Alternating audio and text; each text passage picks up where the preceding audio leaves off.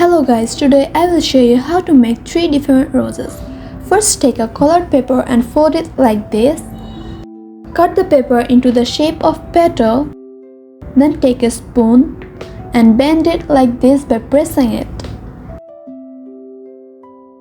Then take a jar and place the paper like this.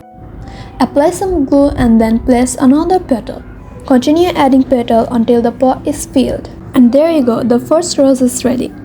Take a vintage paper and fold it like this. Cut the paper into petal shape. Then fold the petals and cut the corner like this. Use a stick to twist the petal and twist it in the same way on the other side. Then take a round pot or jar and place the papers like this. Do this until the pot is filled. And there you have it, the second rose is ready. Fold the tissue paper and cut it in petal shape and color it like this. Twist the two sides of petal with a stick.